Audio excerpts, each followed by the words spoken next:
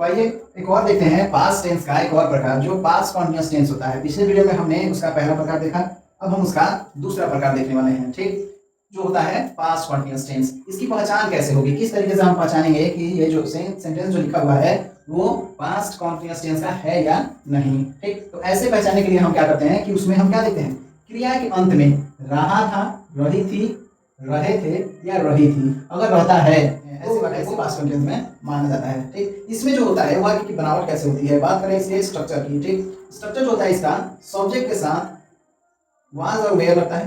ठीक, दोनों में से कोई एक, उसके बाद वर्ब और ऑब्जेक्ट का प्रयोग किया जाता है कुछ इस तरीके से।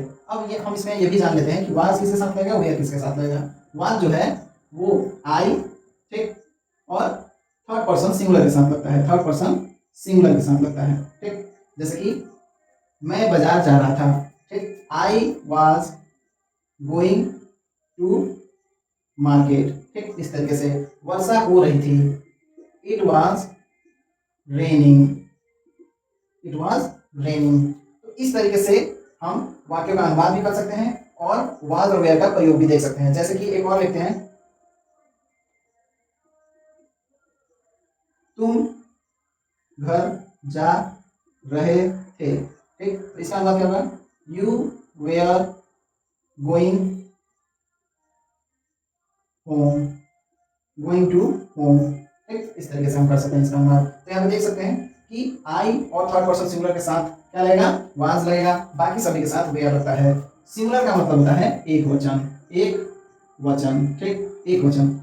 ऐसे में क्या होता है कि उसमें वाज लगता है। ठीक, थर्ड पर्सन में क्या आता है, ही, सी, इट और किसी का नाम आता है। इस तरीके से हम इसका पहचान, इसका स्ट्रक्चर और इसका एग्जाम्पल कुछ देख सकते हैं और आसानी से इसका अनुवाद भी कर सकते हैं और आसानी से समझ सकते हैं। पास्ट कॉन्टिन्यूअस टेंस का स्ट्रक्चर वो भी according to the sentence type.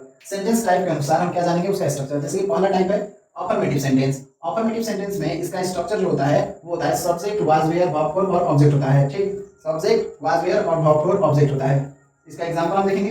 ठीक, जैसे कि she was making pot, she was making pot. ठीक, इस तरीके से। अब देखिए एक और एग्जांपल देखते हैं, जैसे कि she was preparing T, she was preparing T. कुछ इस तरीके से क्या हो सकता है, इसका एग्जांपल है। अब देखिए, अब हम देखते हैं नेगेटिव सेंटेंस। नेगेटिव सेंटेंस का स्ट्रक्चर क्या होता है, subject, was, were, not, verb और ऑब्जेक्ट होता है। ठीक, इसका एक एग्जांपल देखते हैं, जैसे कि she was not preparing T. कुछ इस तरीके से एग्जांपल होता है। ठीक, अब देखिए इंट्रोगेटिव सेंटेंस का स्ट्रक्चर देखते हैं, ये कैसा होता है। वाज वेयर पहले लगता है, ठीक, उसके बाद सब्जेक्ट आता है, नेगेटिव है तो नॉट लगता है, नहीं तो नहीं लगता है, वर्ब और ऑब्जेक्ट होता है। जैसे कि was she preparing tea। कुछ इस तरीके से क्वेश्चन मार्क देना नहीं भूलेंगे, नहीं तो गलती हो जाएगा।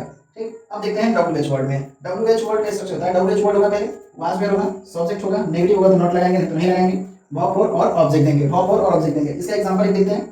ठीक, जैसे कि व्हाट was she preparing।